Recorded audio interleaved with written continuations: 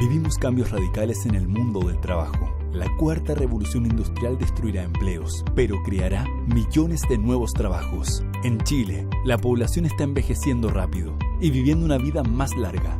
También trabajamos de nuevas maneras, con formatos part-time como los de las nuevas aplicaciones tecnológicas. ¿Cómo capacitamos a los trabajadores para los empleos del futuro? Bueno, yo creo que en lo que se viene, como todo el tema más automatizado que se viene en temas de construcción, uno necesita por obligación capacitarse más, porque la cuestión avanza y uno tiene que avanzar con la tecnología. La tecnología igual te ayuda porque es más precisa, pero falta capacitación, sí. ¿Cómo abordamos la nueva longevidad? Jubilándose actualmente la mujer a los 60 años y generando una expectativa de vida más allá de los 80, difícil me veo 20 años, 25 años estancada, no haciendo nada. Más bien, la idea es mantenerse activa, tanto laboralmente como familiarmente, pensando en hacer cosas nuevas, en mantenerse vigente. ¿Cómo combinamos seguridad con flexibilidad laboral? Trabajar en una aplicación como Uber o Bit resulta bastante satisfactorio porque uno dedica el tiempo que tiene disponible para hacerlo. Cada pasajero es un jefe, por lo tanto debiéramos sentirnos un poco más protegidos de la manera por el lado social. El mundo cambió y necesitamos nuevas soluciones antes de que sea tarde. Muchas gracias por acompañarnos. Todos hemos visto o nos hemos informado en el último tiempo cómo nuestra sociedad pide acceso a mejores pensiones, mejor salud. Antes fue la educación. Idealmente, sin generar costos adicionales. Bueno, en pedir no hay engaño. Pero detrás de todas estas válidas demandas, no están solamente el crecimiento natural de ellas, sino también se debe considerar el impacto de estos cambios que ya mencionaba, que estamos generando como sociedad. En nuestro sector no está ajeno a este desafío y vemos como las personas o las familias no solo quieren habitar, sino que también quieren vivir en ciudades amigables, en donde todos puedan optar a una vivienda digna, con buena localización, buena movilización, servicio, entretención, acceso a cultura, en fin. Sin duda este es un sueño válido por el cual todos debemos adherir. El desafío está en cómo somos capaces, todos, en dar una solución asumiendo el cambio, por ejemplo, en la composición de los hogares, que de 4 habitantes por hogar pasaron a 3, lo que aumenta en un 25% la demanda. En el envejecimiento, en la migración, los deseos en la mejora de la calidad de vida. Todos estos factores que provocan que el desafío se multiplique. Bueno, pero todos estos nuevos sueños, a los cuales en buena hora estamos aspirando, las familias chilenas llegan al final de mes a una misma canasta. Canasta de expectativas que en muchos casos crece más rápido que el ingreso familiar. Es por esto que en Chile, sin duda que necesitamos crecer, pero no crecer de cualquier manera. Necesitamos tener un crecimiento basado en nuestro capital humano, en las personas, como dijo don Vittorio Corvo. De esta manera se podrá generar el círculo virtuoso del desarrollo y las familias tendrán la oportunidad de acceder a los sueños que se han planteado. Este desafío aún no lo estamos logrando. En el año 2018, a pesar de todo el esfuerzo, del crecimiento del 4% de la economía, el desempleo fue un 7%, los ocupados crecieron un 1,4%, mientras que el crecimiento de los salarios fue solo el 1,7%. La pregunta que nos planteamos en esta instancia es cómo somos capaces de desarrollar nuestro mundo laboral para que sea la base de nuestro crecimiento. La respuesta a este desafío no tiene un solo responsable. O planteado de otra forma, somos todos responsables. Es por esta razón que hemos invitado a conversar a distintas miradas que estamos seguros aportarán a la construcción de nuestro país. Invito a continuación a subir a este escenario al ministro del Trabajo y Previsión Social, don Nicolás Monkever, al presidente de la Unión Nacional de Trabajadores, don Alejandro Steylen, y al director ejecutivo de la Corporación Empresa y Sociedad, don Nicolás León. Junto a ellos estará el moderador del encuentro, don Eduardo Olivares, editor periodístico del medio multiplataforma Pauta. A todos ellos, muchas gracias, les pido un aplauso y muchas gracias a ustedes por acompañarnos.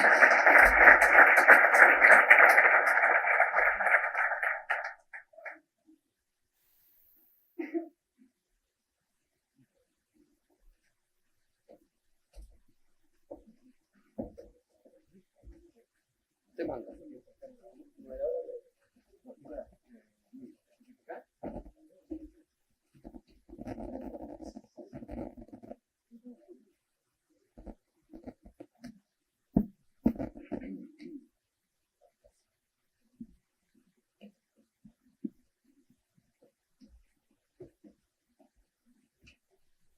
Muy buenos días, gracias por concurrir a este conversatorio para tener distintas miradas acerca del mercado laboral del futuro, sobre todo. Vamos a partir esta instancia con una breve exposición de nuestros tres invitados, el ministro Monker, don Alejandro Steilin y Nicolás León. Luego vamos a hacer algunas preguntas interesantes, espero, para que tengamos algún debate, por lo tanto, naturalmente les pediré concisión a nuestros entrevistados. Y a continuación recibiré algunas consultas de ustedes vía WhatsApp, que alguien, no sé dónde, estará procesando para filtrar y tener también preguntas bastante concisas. Ministro, si quisiera usted comenzar con una breve exposición de no más de 5 minutos. Por favor. Bueno, muchas gracias. Felicito a la Cámara por esta instancia de diálogo, porque esa es la palabra mágica que nos va a abrir las puertas a ser un país desarrollado. Definitivamente, a nivel político, gobierno, oposición, a nivel empresarial y laboral, sindicatos, trabajadores, a nivel institucional, todos los logros que podamos tener en materia de justicia social, en materia de crecimiento, de oportunidades, tienen una llave, que es el diálogo, la confianza que tenemos que construir y crecer cada vez más en nuestro país. Es impresionante cuánto podríamos haber avanzado, cuánto más podríamos haber avanzado si cultivamos una relación de diálogo fecundo al interior de las empresas o al interior del gobierno con las oposiciones, cuánto más podemos aprovechar en muchas de estas materias. Para hablar del empleo del futuro creo que es súper importante tener muy claro lo que pasa con el empleo del presente. Y digamos las cosas como son. Los impactos que ha tenido en nuestro país, la rápida migración, donde pasamos de 400.000 migrantes a más de 1.300.000 en pocos años. La acelerada curva de envejecimiento de nuestro país, que tal como lo decía el presidente de la Cámara, es de los países, de los 3 países que crecen más rápido en el mundo su envejecimiento. Y esto tiene muchas causas, por de pronto la baja tasa de natalidad y el aumento rápido en las expectativas de vida. Pero les doy un solo dato. Hasta agosto del año pasado, el último año, a partir de agosto del año pasado, por primera vez en la historia de Chile, se afiliaron en nuestro sistema de seguridad social más extranjeros que chilenos. En 20 años más se va a duplicar la cantidad de adultos mayores en Chile. En 20 años multiplicamos por 2 los adultos mayores de Chile. Es decir, lo que en Chile está ocurriendo o va a ocurrir en 20 años, en otros países como Estados Unidos, Inglaterra, Uruguay, ocurrió en 70, 60 años. Esa es para que dimensionemos la velocidad de crecimiento y envejecimiento de nuestra población. En tercer lugar, el cambio climático. No nos hagamos de eso. Veamos las fotos este verano. El desierto cada vez avanza más hacia la zona central, cambian los cultivos, tenemos en el norte inundaciones, en el sur más incendios por falta de agua, de lluvia. El impacto que esto ha producido en distintas áreas ya se nota. La matriz energética de nuestro país obviamente se ve afectada con estos cambios climáticos, las distintas áreas también. Ese es otro gran desafío que tenemos y otro cambio que estamos experimentando. Y finalmente la automatización, los procesos, la tecnología, esta cuarta revolución industrial que hoy día tanto se habla. Y por supuesto que cuando uno tiene estos cambios tan bruscos en el mundo del trabajo, a veces los termómetros que miden también hay que actualizarlos. Y ahí obviamente que está arriba de la mesa las cifras de empleo en Chile. Yo puedo decirles que nosotros llegamos en marzo y no se estaban creando empleo en Chile, particularmente empleos formales. La gran mayoría de empleos que se creaban, que eran pocos, eran por cuenta propia y eran del sector público. El año 2018, la creación de empleos formales, con contrato, superó los 200.000 empleos, que es mucho más de los últimos 4 años anteriores, promedio por año. Y esos son datos administrativos que no responden a una encuesta que por lo demás, tal como ha dicho el INE, está en proceso de adecuación de su marco muestral. Esto no lo digo para efectos de decir estamos fantásticos, pusimos los de brazos, logramos el objetivo, no. Es para plantear el tremendo desafío que es mantener un ritmo de crecimiento de empleos formales que supere los 200.000 empleos al año. No es fácil. Y nosotros estamos convencidos de que esa es nuestra principal tarea. Ahora, esto se hace mirando al cielo y esperando que el maná caiga de forma gratuita de nuestro creador. No, hay que hacer ciertos cambios. Hay que hacer ciertos cambios estructurales. Porque nuestro país no va a ser capaz de enfrentar estos 4 desafíos con la actual legislación, con la actual institucionalidad. Hay que hacer cambios fundamentales. Y voy a anticipar algunos para no alargarme. Nuestro Código del Trabajo, lamentablemente, es un Código del Trabajo hecho para un tipo de trabajo que está en extinción. Y gradualmente en extinción. Está hecho para un trabajo en línea, donde todos los trabajadores estaban en el mismo lugar, a la misma hora, con los mismos descansos y con la misma jornada. Hoy día la tecnología, obviamente, que permite y promueve algo distinto, donde uno no tiene que estar necesariamente en el mismo lugar del trabajo, y a veces conviene que no esté en el mismo lugar de trabajo, donde la calidad de vida del trabajador es un ingrediente fundamental en la productividad, y por tanto un trabajador que hoy día jueves puede salir 3 horas antes o medio día antes para evitarse los tacos y poder trabajar en la tarde del jueves en su casa porque se va fuera a Santiago, o tener una jornada que le permita, por ejemplo, no haber trabajado hoy día y volver a trabajar la próxima semana con más intensidad, por poner un ejemplo del día de hoy, es parte de la productividad que tenemos que mejorar. Nuestro Código del Trabajo tiene muchas rigideces que hacen que la mochila sea pesada para enfrentar estos cambios. Sin ir más lejos, la jornada de trabajo, pensando en un adulto mayor, a veces no es muy compatible. ¿Por qué no permitir aquello? Los jóvenes, tenemos un talón de Aquiles con los jóvenes. 40% de informalidad de los jóvenes. 40% de informalidad de los jóvenes. Preguntémonos por qué. Partamos por lo más básico. Un joven que hoy día trabaja con contrato se ve expuesto a perder becas, gratuidad, se ve expuesto a perder beneficios sociales por sus ingresos, se ve expuesto a perder su categoría de carga de un plan de salud familiar. Y como él está cotizando, lo que va a poder pagar es un plan de salud completamente de menor calidad que el que le ofrece el plan familiar. Eso hay que cambiarlo. Presentamos un proyecto de ley, la próxima ya se aprobó en la Cámara de Diputados, se va a votar ahora en el Senado, y les pongo esto como un botón de muestra de estos cambios estructurales que hay que hacer. Y finalmente, lo decía el video, si el empleo está cambiando, nuestros instrumentos de capacitación también tienen que cambiar. Las empresas están cambiando, el tipo de trabajo está cambiando, la forma de prepararnos para el trabajo también tiene que cambiar. Fíjense ustedes que la vida útil de las empresas, de acuerdo a distintos estudios, en los últimos 50 años ha bajado de más de 50 años a un promedio de 15 años, promedio, por supuesto. Eso está cambiando mucho. IKEA, que es una empresa del retail, se demoró 30 años en tener cobertura en Europa. Alibaba, en 2 años, triplicó su presencia en el mundo. Esos son los cambios que hoy día tenemos que estar preparados. Y por supuesto, la forma en que estamos preparándonos para el trabajo tiene que cambiar también. Por eso que ahí está el corazón de la reforma que estamos haciendo en el CENSE, que ya no es capacitar para lo que hoy día hay, sino que también capacitar para lo que viene. Ya no es sencillamente capacitar en lo que hoy día se está demandando, sino que en lo que se va a demandar en los pocos minutos más. Y finalmente tenemos un desafío que podemos profundizar después en materia de protección de los trabajadores.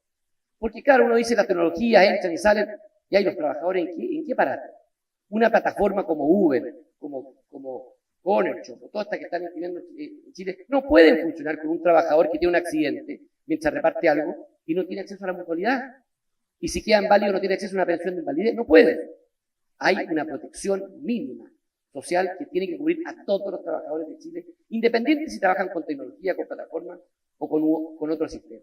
Y esto no tiene que ver con que sean trabajadores o trabajadores independientes y el vínculo laboral, tiene que ver con el piso mínimo de protección social que también nos hacemos cargo o nos vamos a hacer cargo en la reforma que estamos próximos a presentar. ¿Tenemos un tremendo desafío? Sí. ¿Que podemos aprovechar esta cuarta revolución industrial como aprovechamos la tercera, que se crearon solo por efecto de nuestra rápida penetración de Internet, más de 200.000 empleos? Sí, por supuesto. Aquí nos jugamos, en mi opinión, el desarrollo. Si somos líderes en América Latina, de esta cuarta revolución industrial, vamos a ser un país desarrollado y vamos a poder dejar atrás la pobreza. De lo contrario, vamos a ser el país donde se pierden los empleos del pasado y no necesariamente donde se crean los empleos del futuro. Muchas gracias. Muchas gracias. Marcó la ruta de la conversación que vamos a tener. Respetuosamente a los siguientes panelistas les voy a hacer un gesto para que no nos pasemos del tiempo. Un poquito. Don Alejandro, por favor. Primero que nada, me van a perdonar, pero ando más o menos enfermo de la garganta, ¿no? Pero está bien, dice el ministro, voy a hablar mucho. No, quiero saludar a todos, ¿no? Y a todas. Y dar las gracias a la gente que puede hacer posible esto, ¿no? Miren, la verdad que mi rol aquí en el panel, yo soy dirigente sindical, ¿no? La verdad que vengo del mundo agrícola, agroindustrial. Estoy vinculado desde los casi 14 años a la misma empresa. Es una empresa que produce vino en nuestro país. No la voy a nombrar para no hacerle. A la Conchitoro, ¿no? Bueno, como son 5 minutos nomás, lo primero que quiero decir es que uno escucha al ministro y de repente uno se pregunta ¿por qué la sensación en la opinión pública aún sigue siendo negativa respecto a lo que hace la clase política? Y al final, como el ministro lo expresa, efectivamente todo el mundo lo quiere, o lo intenta hacer bien. Es una cosa lógica, ¿no? Me imagino que todos los seres humanos queremos funcionar. Cuando se me invita a este panel y se me dice, oye, los desafíos del futuro, de los empleos futuros, no hay ni una posibilidad, como dijo alguien por ahí, de desarrollar ese tipo de cosas si es que no hay diálogo social. No hay ninguna. Hoy día nosotros tenemos una sociedad, por favor, más informada. Eso puede producir confusiones de todas, pero está más informada. Necesita estar más atenta a lo que está pasando. Ya no basta, como alguien dijo también al principio, el producir por producir. ¿Cómo somos capaces de producir respetando las condiciones de las partes? Cuando hablo de las partes tiene que ver con que los trabajadores tampoco nos vamos a bajar como blancas palomas, pero también los empresarios se van a bajar como blancas palomas. Para que este país tengamos algunas dificultades todavía, debemos condenar enérgicamente a lo nulo. No hay ninguna posibilidad que en este país exista lo nulo. Ninguna posibilidad. Eso lo decimos desde el mundo sindical, ¿no? Y me imagino que el mundo empresarial igual, ¿no? No hay ninguna. No se puede intentar, digamos, ser empresario chicoteando y después decir que se estaba jugando, era una broma para eso. Eso no se puede hacer. ¿Por qué creo en la importancia del diálogo con respeto? Entendiendo que los empresarios también tienen que hacer entender a los trabajadores de qué es lo que es la empresa. Esta no es una cuestión que no, que yo soy yo el empresario nomás y ¿qué te importa a vos cómo yo haga las cosas? Ya no es el mundo. Este mundo no es así. Este mundo es, oye, ¿sabes que esto se está pasando por esto? Porque no pueden estar pagando las crisis los trabajadores sin haber sabido cómo se hizo. Estas son resultados de operaciones donde está involucrado el capital humano. Uno entiende que en una empresa está el capital financiero, está el capital humano. Y entre esas dos cosas creamos una cosa que se llama empresa. Y tenemos que ser capaces de desarrollar eso. Yo les quiero decir que si este discurso lo digo el 1 de mayo en la Alameda, no voy de pifiado. Porque en este país hay un discurso para la galería y un discurso de país. De país. El problema está en que si los dirigentes sindicales somos capaces de afirmar el mismo discurso aquí, que el 1 de mayo en la Alameda. Esa es la consecuencia de esto. Si yo quiero a Chile, seguramente voy a insistir en mantener un discurso consecuente a la realidad de Chile. Chile nos necesita a todos y a todas. 1.000.000 de gracias, para que me están haciendo adiós. Muchas gracias, Alejandro. Nicolás León, director ejecutivo de la Corporación Empresa y Sociedad. ¿Aló? ¿Sí? Sí, me gustaría quizás partir estas palabras, porque sé que son breves, también tomándome algo de las palabras que se dijeron al inicio, la provocación y algo de lo que han presentado ustedes dos, pero sin repetir, digamos, que yo creo que es importante que nos preguntemos por qué es necesario hacernos cargo de este desafío, digamos, y que yo creo que se cruza también con otros desafíos. Porque nosotros hemos visto los beneficios del desarrollo, lo hemos visto en muchas... Es cosa de mirar las cifras de pobreza en los últimos 30 años, 40 años en Chile, cómo han ido bajando, hay beneficios muy claros. Pero por otro lado, también se han ido desarrollando ciertas brechas con ese desarrollo que si no nos hacemos cargo, no somos capaces de tomarla y de cerrar esas brechas, estamos dejando la cancha abierta para populismo. Lo hemos visto afuera, digamos, y Chile no está ajeno a esto. Entonces, creo que es relevante avanzar y yo sé que existe y yo creo que existe cada vez más una simpatía por el mérito en la sociedad, pero si no somos capaces de hacernos cargo de esas expectativas incumplidas que se han generado a propósito del desarrollo, es poco probable que podamos seguir en este camino. Entonces, creo que un primer tema a tocar. Bueno, ahora entrando directamente al tema laboral, como bien decía el ministro, acá hay 4 grandes factores de cambio: el cambio demográfico, el cambio tecnológico, el cambio en las preferencias, por supuesto, y también el cambio climático, que muchas veces tiene un impacto importante en el mundo laboral, sobre todo en la agroindustria. Bueno, el cambio demográfico, se ha dicho, el tema del envejecimiento de la población, no quiero redundar, digamos, el cambio de paradigma, digamos, antes se estudiaba, después se trabajaba, no se retiraba. Eso hoy día no se proyecta así en el futuro. Hay una tendencia por la formación continua, por estar capacitándose continuamente, y eso trae un cambio bien importante. La migración, por supuesto, que ejerce una influencia ahí también. Los cambios tecnológicos, tampoco quiero redundar, no solamente la inteligencia artificial, sino que la robótica, y por supuesto que eso genera una tensión en el mundo laboral que es importante de hacernos cargo. Y las preferencias, bueno, se puede ver en el mundo de los jóvenes, digamos, el mundo millennial que prefiere la flexibilidad, digamos, y que busca pegas con sentido. Yo no quisiera ponerlo con una frase muy rápida. Pero también en la necesidad y la urgencia de la incorporación de la mujer mucho más rápidamente en el mundo laboral. Ahí hay un desafío muy importante en el que Chile está bastante atrás. Y por último, el cambio climático, como decía. Pero bueno, más que entrar directamente en la reforma, que yo creo que vamos a entrar después quizás con las preguntas, yo quería conversar de algunos principios que creo que son importantes que estén a la vista al pensar esto. Y esos son básicamente 2, y me gustaría profundizar en ellos. 1, la flexibilidad, y 2, la seguridad, tal como lo decía el video. La flexibilidad laboral, nosotros desde la corporación hicimos un estudio el año pasado, una encuesta que arrojaba que es especialmente valorada. El 87% de los chilenos valoran la flexibilidad laboral. Uno tendría a pensar que esto es solamente una bandera que podría levantar normalmente el mundo empresarial, y eso no es así, digamos. Es importante tenerlo a la vista.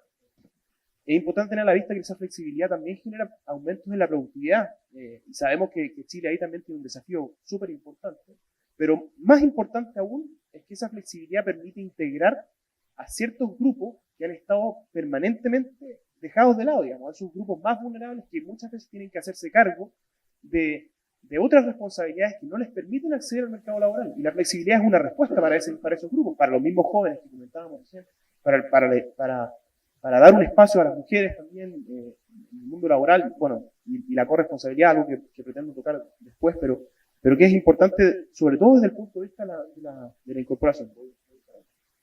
En el caso de los ninis, por ejemplo, uno lo podría ver como solamente desde el lado negativo, pero si uno piensa el porcentaje de jóvenes que trabaja y estudia en Chile, llega solamente al 9,3%. Versus países desarrollados como Holanda, donde eso bordea el 40%, Estados Unidos bordea el 20%. Entonces, ¿cómo somos capaces de dar ese espacio de flexibilidad? Y bueno, de la mano de eso, todos los servicios del entorno que hacen posible que las personas puedan salir a trabajar, y ahí me refiero no solamente a las salas cunas, sino que también a los hogares de cuidado de adultos mayores no autovalentes, que es relevante, y por supuesto, a compartir la responsabilidad de padres y madres en la prestación de cuidados no remunerados en el hogar. Ese es un desafío, que es cultural, y creo que también es importante abordar de nuevo, desde la perspectiva de los principios. Y voy cerrando con el segundo valor, digamos, que es el de la seguridad, que muchas veces uno tiende a pensarlo solamente desde el punto de vista del seguro de cesantía, de las pensiones, de la indemnización por años de servicio, que son cosas muy importantes, pero se deja de lado que la seguridad también está en la capacitación, en la reincorporación, en la posibilidad de la intermediación laboral para que esas personas puedan volver a integrarse. Y ahí hay ejemplos muy buenos. Me encantaría entrar en detalles, pero por ejemplo, el promedio de tiempo de cesantía en países como Dinamarca es de 4 meses. Podemos entrar más en ese ejemplo. A mí me parece súper razonable porque creo que ahí están súper bien representados quizás los dos puntos, digamos, que es una flexibilidad muy radical, que uno, si se diera, por ejemplo, no tiene el sueldo mínimo, no hay un código del trabajo, jornadas laborales de 37 horas, y es reconocido por la Confederación Sindical Internacional, a la cual pertenece la CUT, como uno de los países con mejores condiciones laborales. Uno diría, ¿de qué estamos hablando? Digamos, son cosas que parece que fueran completamente contradictorias, digamos. Pero, por ejemplo, cuentan con un sistema de seguro de cesantía muy importante que protege no solamente a los independientes, o sea, no solamente a los trabajadores, sino también a los independientes, a los empresarios, cofinanciado por las empresas y por el Estado, que tiene un 90% de sueldo, pues más con un tope, por supuesto, por 2 años. Entonces, hay que tener en cuenta estos factores porque tienen impacto directo en la política pública, y como decía, está no solamente la parte de la seguridad social, sino que también existe una oficina, en el caso de Dinamarca, que se preocupa de asesorar, capacitar, entregar subsidios a las empresas para que estas mismas tomen a las personas que están hoy día desempleadas y ayudarlas en el proceso de intermediación laboral, digamos, para que eso se pueda. Con eso cierro. Gracias. Gracias, Nicolás. Ministro, está hecha la ruta, el diagnóstico, se habla aquí del presente, como plantea usted, para empezar a hablar del futuro. El señor Steilin habla del diálogo, Nicolás León habla de la flexibilidad y de la seguridad. Y resulta que, para entrar en un área más concreta, ministro, estamos en 2019, hace unos 13 años o 12 años más o menos, el ministro de Hacienda de la época, Andrés Velasco, viajó a Dinamarca. Y de hecho trajo la propuesta de una flexiseguridad que nunca despegó. Es decir, de este tema de adaptabilidad laboral venimos hablando desde hace bastante tiempo. Y ustedes ahora tienen la oportunidad de hacer una propuesta al respecto que involucre, como usted mismo ha planteado, la posibilidad de adaptar las jornadas de trabajo de las personas. Que en vacaciones se pueda trabajar un poco menos, porque están los niños en la casa, que en el invierno se pueda trabajar un poquito más, que en las temporadas haya una distribución diferente de las jornadas de trabajo. ¿Qué propuestas tiene el gobierno ahora acerca de una adaptabilidad laboral concreta?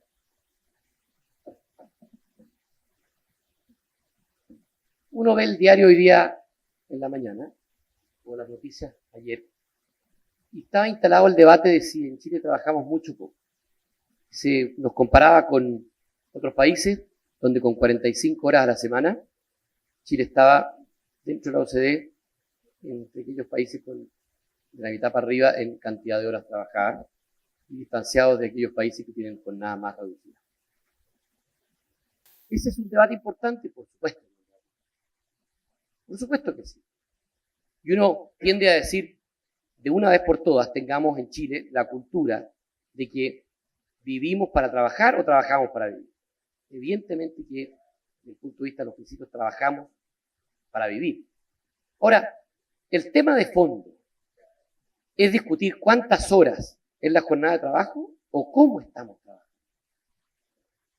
Porque los mismos índices internacionales nos dicen que la productividad, que me carga esa palabra porque pareciera como que somos una palabra obviamente correcta desde el punto de vista económico, pero medir la productividad del trabajador siempre suena como un punto frío. Pero en el fondo, ¿cuánto rinde? ¿Cuánto es capaz de trabajar una persona en determinada cantidad de horas? ¿Cuánto aprovecha la jornada?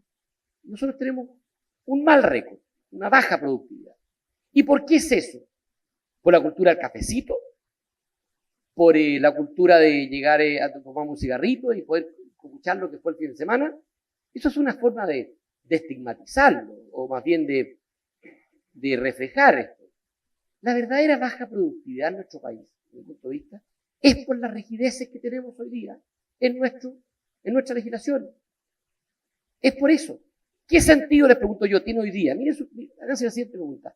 ¿Qué sentido tiene hoy día obligar a una trabajadora o a un trabajador a estar 6 días a la semana sentada frente a un computador en la pega, cuando ese mismo computador lo tiene en la casa?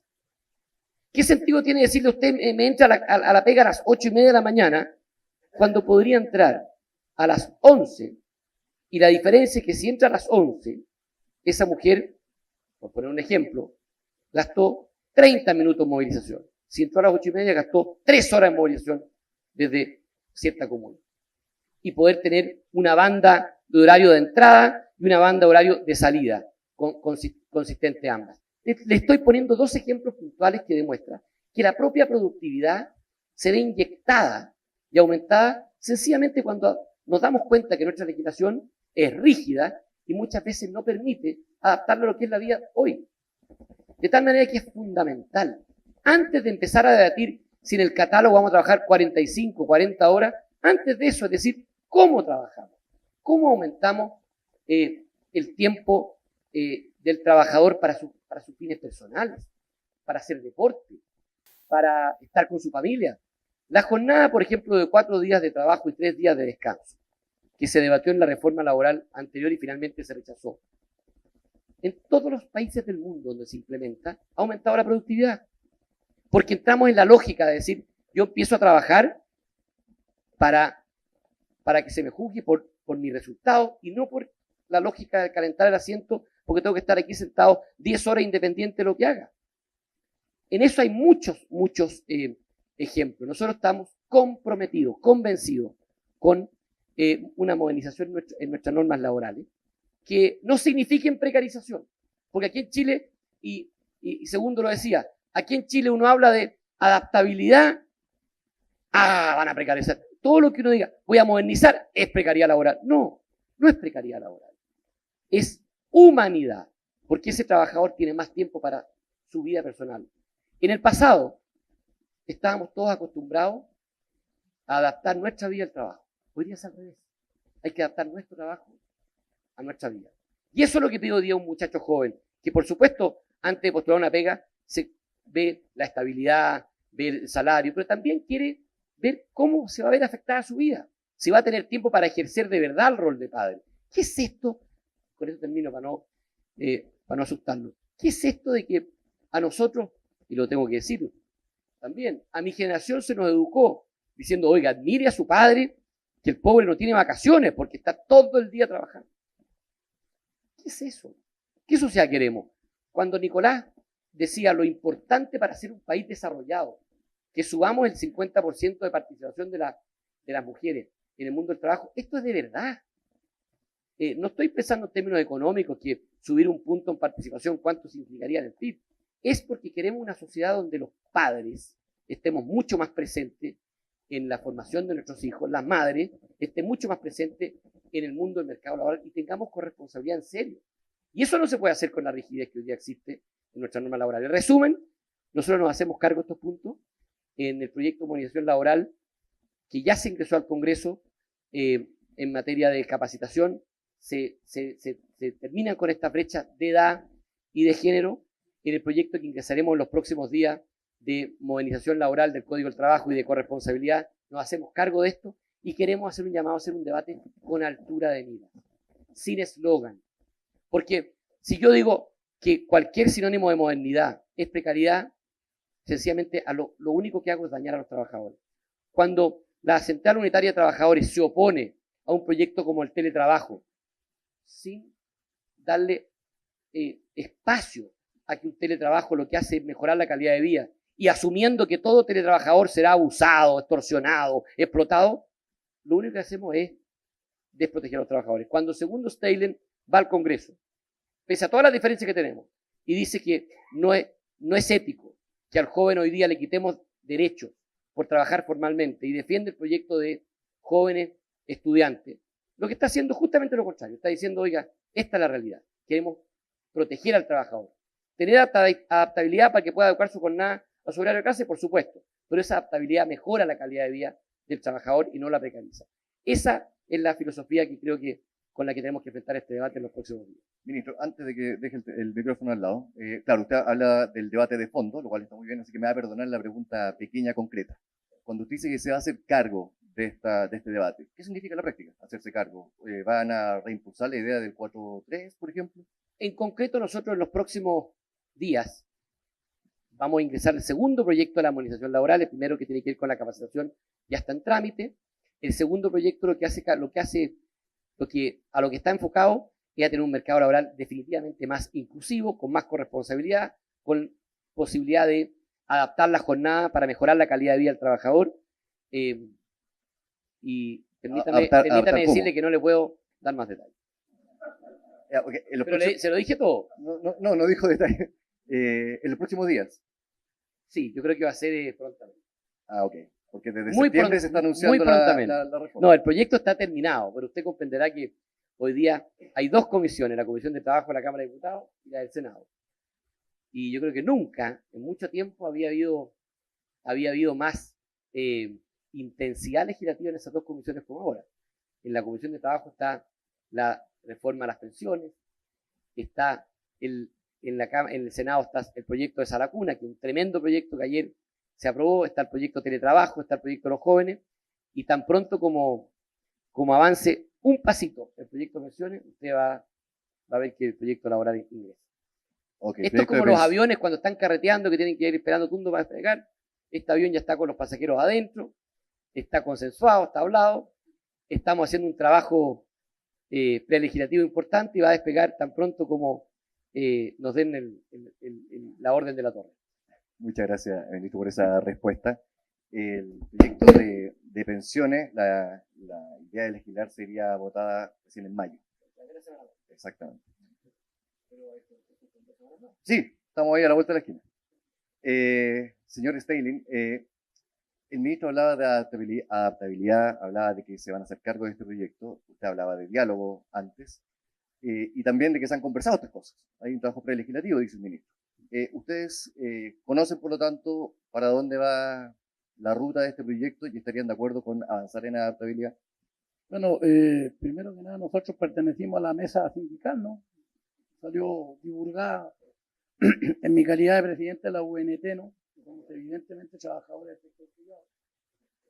Efectivamente, nosotros lo que hemos dicho, y en lo personal, ¿no? Yo creo que en las mesas expuestas, como dice el ministro en el Congreso, respecto a algunas realidades también que tienen que ver con lo personal, ¿no?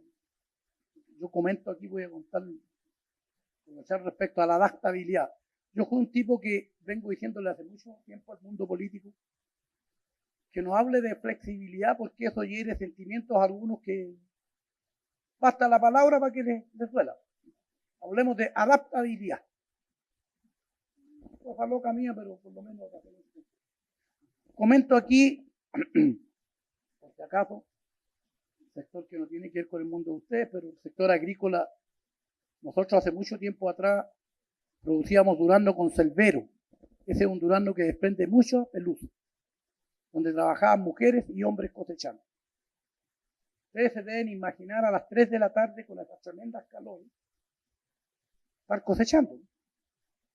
Entonces una vez se me ocurre como presidente del sindicato ir a conversar ahí con el gerente general y decirle, oiga, ¿hay alguna posibilidad que entremos a las 6 de la mañana en el verano y podamos retirarnos a la 1 con un descanso a las 10 de la mañana de a lo menos media hora, 20 minutos? Además trabajamos horas más productivas. Aquí voy a venir en la tarde con esas calores, ando cansado, tengo que ir a almorzar.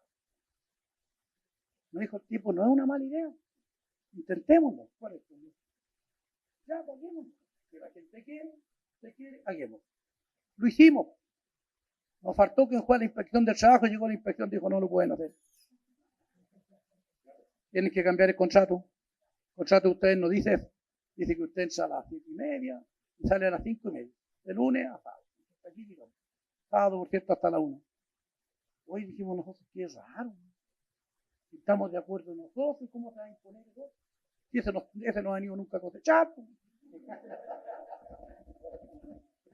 Bueno, Alguien me invitó a participar en el 2007 en algunas mesas y yo conté esta historia al mundo empresarial. ¿Alguien me puede decir a mí si ni siquiera se ha puesto un capaz? Si no se puede hacer eso, ¿por qué no viene a ponerse el actor ahí? Entonces, claro, seguramente si eres estado al sol, haciendo ese mismo trabajo, con la tremenda pelusa, pues dice, no hay que cambiar eso. Pero como no está, entonces, tampoco era un problema del funcionario, era un problema de la ley. Entonces, nosotros cuando hemos hablado de reforma laboral, por si acaso, miren lo que hemos dicho, que nos necesitamos un país con tantas leyes, necesitamos trabajadores empoderados, empresas donde podamos tomar decisiones en conjunto. Pero ¿qué nos pasa con el mundo político? Transversalmente, nosotros hemos llevado algunas ideas legislativas y hay algunos diputados que han dicho que ustedes quieren colegislar, quieren hacer eso en la calle. Oigan, no, le venimos a contar la realidad que nos pasa allá, a ver si es que usted nos puede ayudar. Entonces, ¿qué nos pasa de repente con el mundo político? Nos comprende, miren, que a mí me pasó el ejemplo también, ¿no? El diálogo, dijimos un día, nos sentamos con el mundo empresarial y a él, pongamos 10 puntos que nos desunen y 10 puntos que nos unen.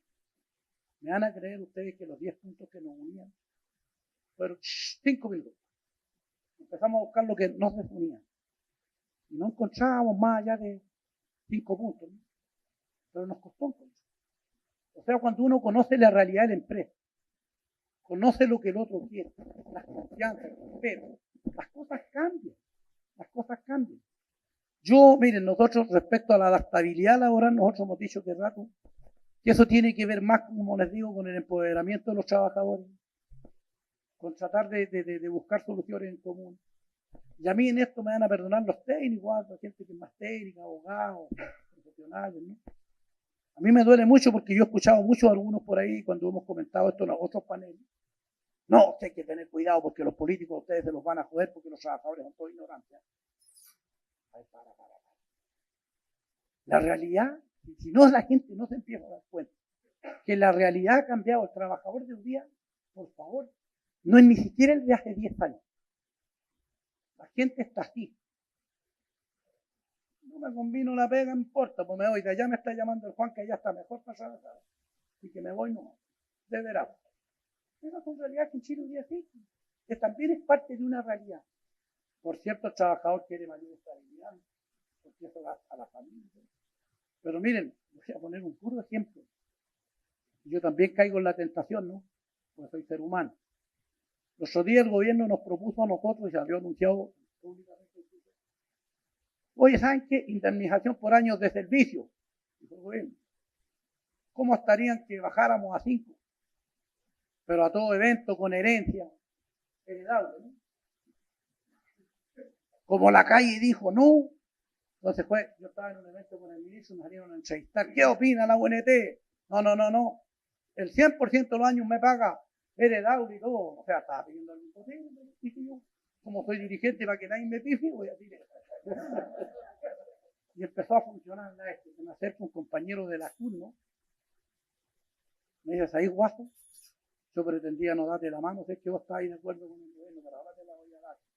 No sabéis nada, Juan, que yo se lo hice público, para que nadie me dijera nada, pero te cuento ahora sí que yo estoy a ver.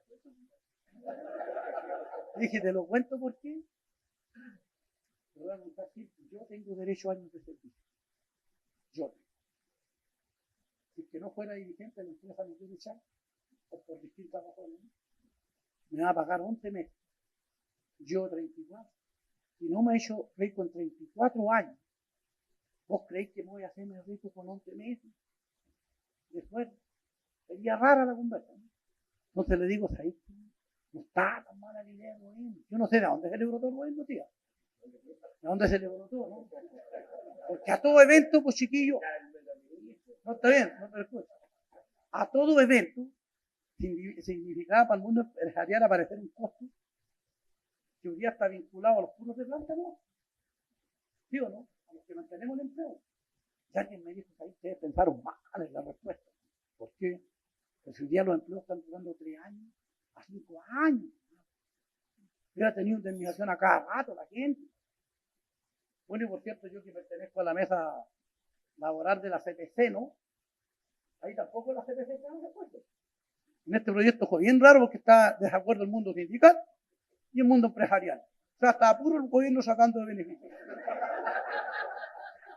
Y fue a lo que no le ayuntamos, dijimos, para que no quedemos malos esos días, lo conversamos. ¿Me entienden? Entonces, cuando uno cae en la tentación de que es la red social, como yo los otros días el ministro hizo un conversatorio, por si acaso, más de 100 dirigentes sindicales, ¿no? Ojo, de distintas áreas. Con revolución o sin revolución había. Yo le terminé diciendo al ministro que lo que les dijera, al ministro le van a decir que no. Porque están en el no, mala suerte. Entonces, ahí también le dijimos a la gente, ojo con lo que están diciendo. Ni todos los que estamos aquí representamos todas las inquietudes de la gente que está afuera. Ni los que estábamos hablando, ni los que están allá. Así hay que incluirlo en una conversación, pero que sea de país, entendiendo que hay cosas a corto plazo, a mediano y a largo. Eso Chile necesita. Nosotros, por si acaso, respecto a la pregunta, no nos vamos a quedar jamás sin querer dialogar, si eso significa adecuar las condiciones de los trabajadores a las necesidades que Chile hoy día tiene. No hay ningún problema. Yo la única conversación más lógica, discúlpenme, que tengo, es que yo conozco gente en la UNT, trabajadores por si acaso, sobre todo del mundo del aseo, que tienen 3 empleos. No es un problema si trabajaba menos horas o más horas. Era un problema que tengo que tener de entrada a lo menos 9 gambas mensuales para cubrir lo que ella cree que son todas sus necesidades. Entonces, cuando a mí, la Camila Vallejo me cuenta y me dice, ¿qué pasa que si trabajamos 38 horas? Alguien va a ir a trabajar las otras 38 horas por lado, si es que le faltan las lucas. Porque hay que resolver otras cosas también. Tiene que ver con el mire, yo, disculpa aquí, ministro, yo siempre digo lo mismo, cabrón. Es un error decir que en Chile hoy día se vive más marcha. Eso es no reconocer lo que se ha hecho. Yo entiendo que falta mucho por hacer. Mucho. Pero decir que estamos más marcha antes es mentira. Yo vengo de una familia de 16 hermanos. 16, no uno. 16. Donde para comerse el pan había que trabajar. Alguien dirá que el final de mi papá era bruto por decir, oye, no. El primer día que ganaste sueldo tenés que empezar a costearte para comer y hacer aquí que no saca, no come. Claro, que dirá, le han caído todas las penas del infierno de los derechos humanos, mi papá. Nos va a decir que que con 16 hijos, trabajar en el campo, para comerles a veces, no, pero usted tiene que actuar, porque la carne tiene que trabajar. Y un día en Chile, amigos míos, por si acaso, una cosa que hay que reafirmar mucho. La gente mucha que le gusta hablar de derecho, no de derecho. Ya decir algo un niño, no, de aquí a allá, no, se sabe hasta la ley. Sí, pero hoy no sabéis nada que tenía que ver. No podéis estar pensando a las 12 a la casa. No la pongáis difícil. No. Eso también es un problema de país. Por favor, tiene que estar los deberes ante los derechos. Una compañera dirigente sindical de la FUNA dijo, compañeros, déjense ustedes andar hablando por ahí de deberes, ¿no? Si los dirigentes estamos para reclamar derechos, compañera, quiere decir que no estamos en el mismo círculo. No, yo creo en los derechos, pero también creo en los derechos. Millón de gracias.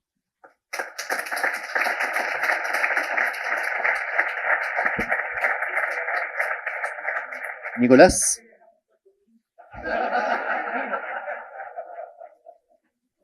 Para que podamos avanzar en esta conversación, que de hecho hemos ido tocando muchísimos temas, y eso ha sido bastante dinámico.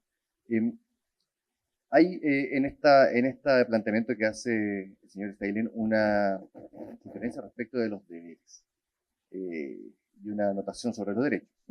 Y uno de los temas que más ha probablemente convulsionado el mundo sindical y laboral en los últimos años relaciona con la reforma laboral del gobierno anterior, es lo relativo al derecho de los trabajadores a la huelga y al no reemplazo de esos trabajadores durante esa huelga. ¿Te parece a ti, Nicolás, que es un punto medular que debería, por lo tanto, abordarse en la discusión que viene precisamente este año, con la propuesta que haga el gobierno?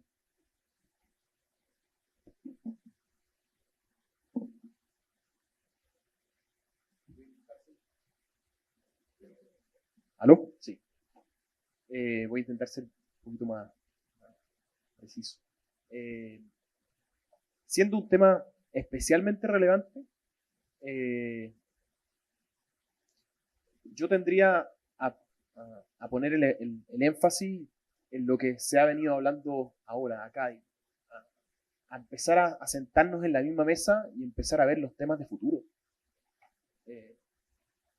Creo que nos hemos pasado mucho tiempo echando la culpa unos a otros, cosas y que son fácilmente reconocibles, como bien decía, y que no hemos sido capaces de avanzar en esos espacios, digamos. Entonces, me parece, y a mí me parece bien el esfuerzo que ha hecho este gobierno en ese sentido de pretender o empujar hacia los diálogos, a empujar hacia los consensos, a empujar hacia esos espacios donde sabemos que hay espacios para la construcción en conjunto, digamos.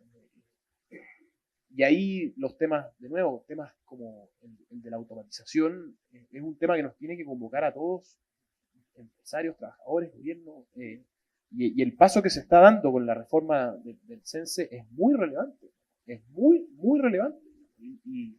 Y a veces por la polémica tendemos a dejarlo de lado, bueno, ¿cuánto? Y es más fácil decir, no, bajemos la jornada laboral a 40 horas, digamos. Pero bueno, ¿ese es el tema de fondo? Yo creo que no. Yo creo que el tema de fondo está en el futuro, en los temas que tenemos que ir generando cierto diálogo. Y hay mucho que se puede hacer, digamos. El susto que se ha generado a propósito del tema, de nuevo, de la automatización, está asociado a que hay poca información, digamos, pero lo que es menos reemplazable es justamente lo más humano. Son las emociones, son el trabajo, son la transmisión de ciertos valores. Por lo tanto, ¿cómo estamos enseñando para eso, digamos, a futuro? ¿Cómo se están adaptando las mallas curriculares? ¿Cómo se están adaptando las certificaciones? ¿Cómo se están adaptando la estructura, la institucionalidad de la capacitación para enfrentar ese desafío? Eso es lo que me preocupa a mí.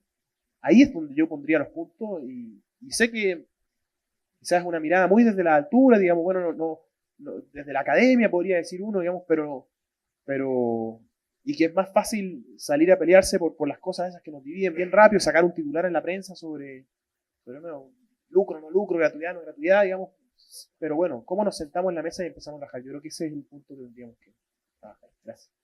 Muchas gracias, Nicolás, estamos todos de acuerdo, son los temas de fondo los que se tienen que debatir, y todo eso, sin embargo, está lleno de peldaños que conducen a ese objetivo final.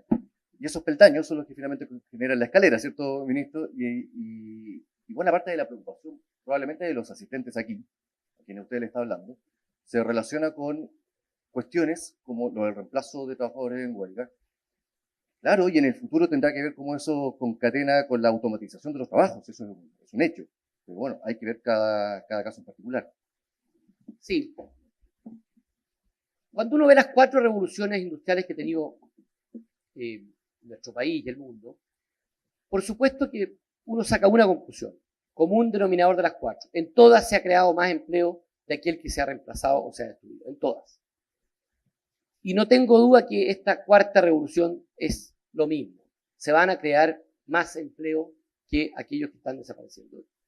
Un solo ejemplo, botón de muestra. Nunca habían habido más robots hoy día en la industria. Y nunca la tasa de desempleo global del planeta había estado más baja en los últimos 20 años.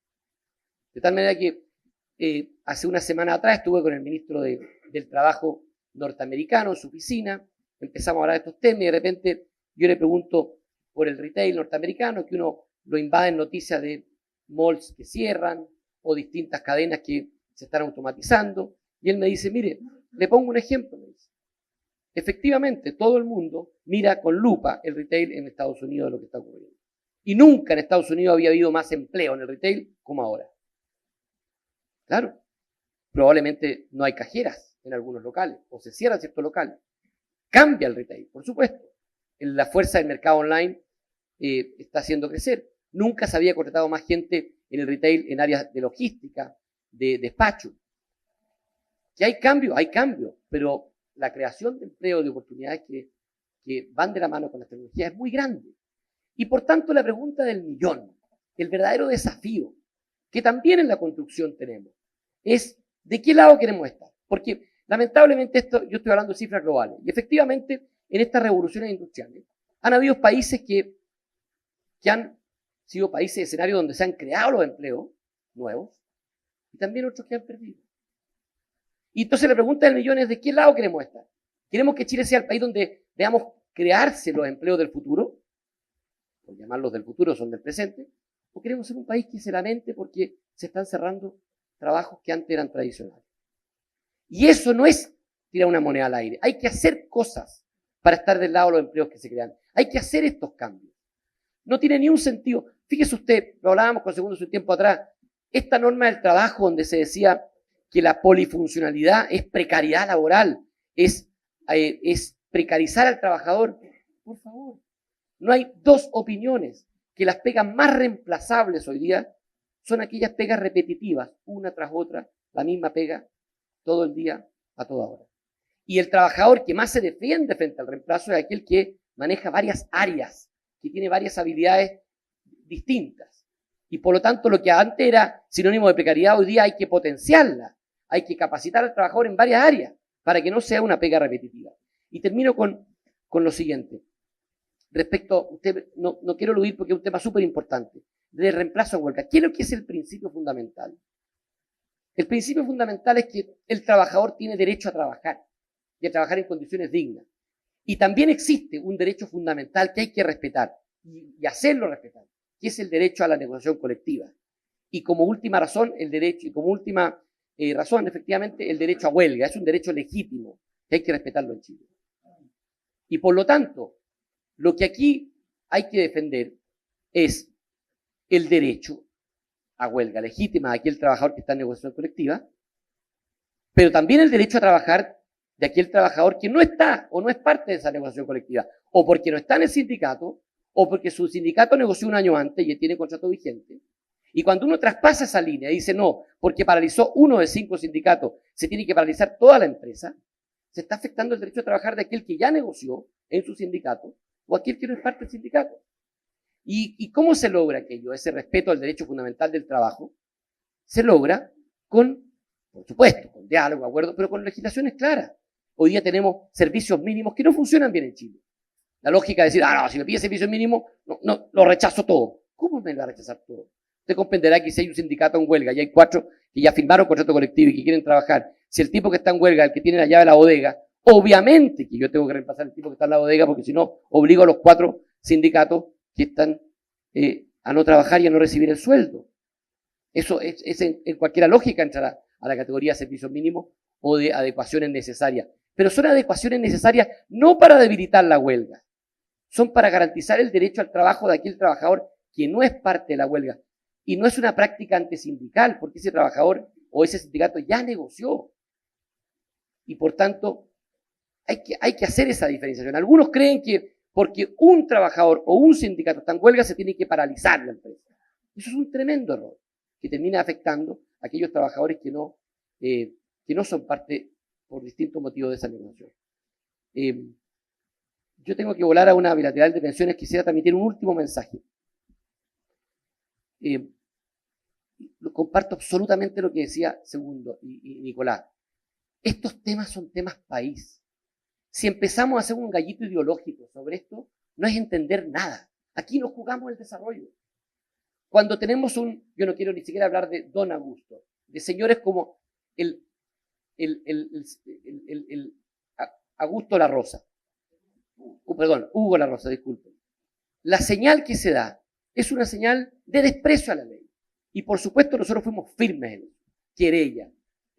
Próximamente la Dirección del Trabajo va a ejercer una acción que es la acción más importante de defensa de los derechos fundamentales. En esto también todos tenemos que cambiar. Las relaciones al interior de la empresa son parte del resultado. Una empresa que no tiene diálogo no es una empresa que tenga futuro hoy día.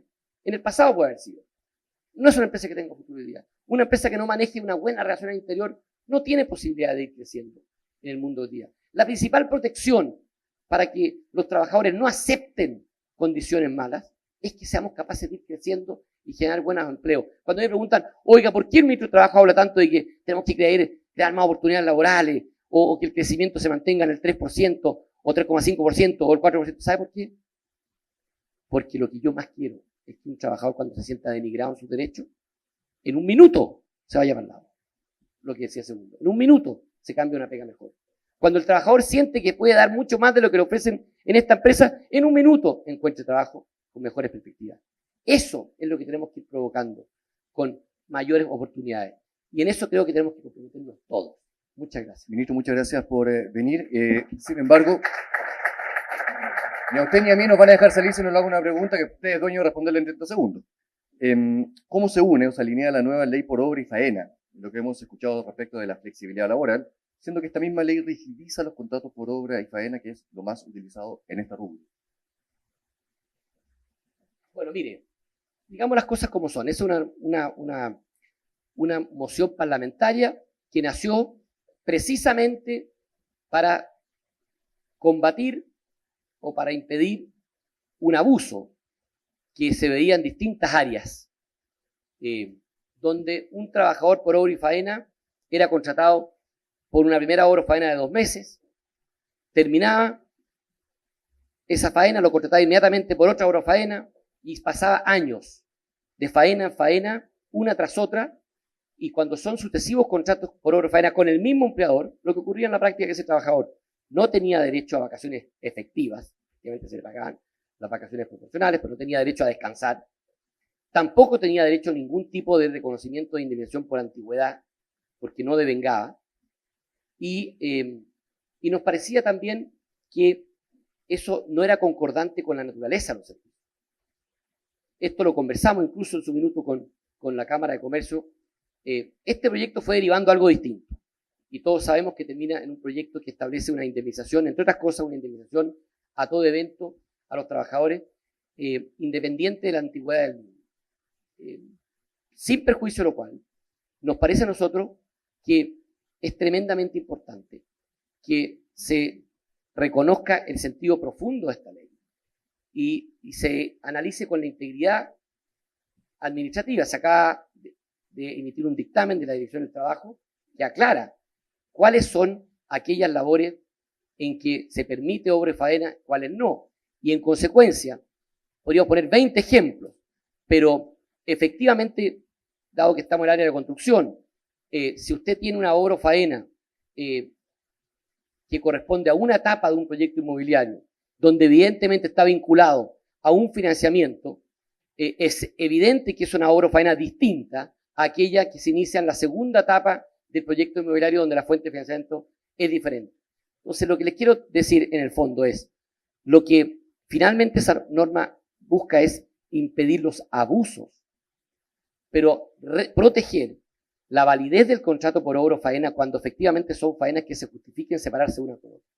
En el caso de la construcción, cuando son etapas de un proceso constructivo que tienen fuentes de financiamiento distintos, etapas distintas, evidentemente que, y así lo aclaró el dictamen de la Dirección del Trabajo, son obras o faenas separadas, distintas, y que se requiere hacer un control de gastos separado uno de otro y se justifica. No es lo mismo cuando yo a un tipo le digo, mire, usted va a venir aquí, me va a poner los cuadros, me va a pintar el piso 4 y le hago una obra faena. Después me pinta el piso 1 y es otra obra faena. Y después, fíjese que va a pasar a trabajar en el jardín del edificio y es otra obra faena.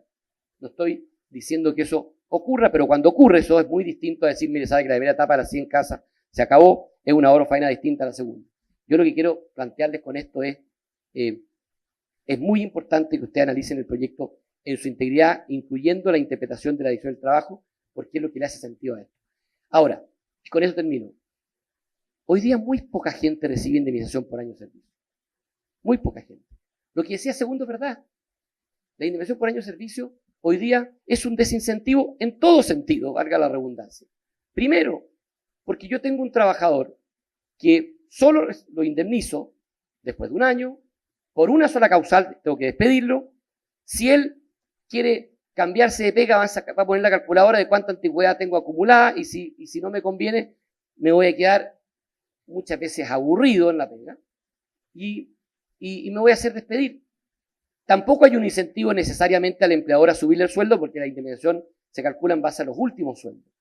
Nosotros creemos que además como está cambiando el tipo del trabajo y como el trabajo hoy día es de duración más corta y van a haber muchos más trabajos que un trabajo más largo, un sistema de indemnizaciones a todo evento, creemos que debe ser analizado en profundidad.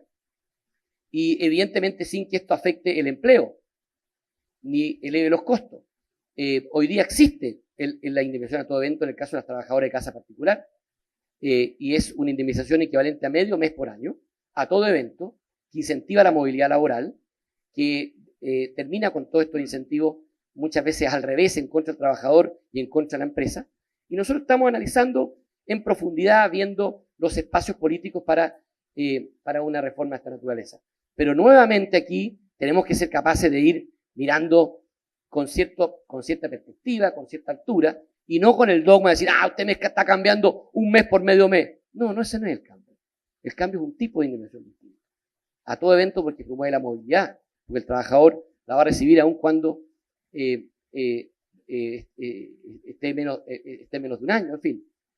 Yo creo que son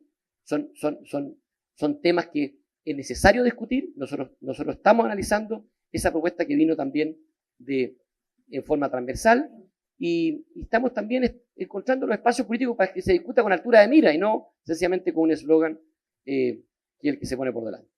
Yo les quiero agradecer mucho, pedirles disculpas por la rotería de irme antes, pero el jefe es el que manda, así que estoy medio frito. Muchísimas gracias a nuestros tres panelistas por haber compartido este espacio de conversación. Agradecemos entonces la participación del señor Nicolás Monkeberg, ministro del Trabajo y Previsión Social, al señor Alejandro Steilen, presidente de la Unión Nacional de Trabajadores, al señor Nicolás León, director ejecutivo de la Corporación Empresa y Sociedad, y por supuesto al colega Eduardo Olivares, quien ha tenido la misión de moderar este encuentro. De esta forma estamos concluyendo, ¿verdad?, el segundo encuentro del ciclo Construyendo País de la Cámara Chilena de la Construcción. Agradecemos su participación, su presencia. Gracias por habernos acompañado en esta jornada. Que tengan todos ustedes muy buenos días.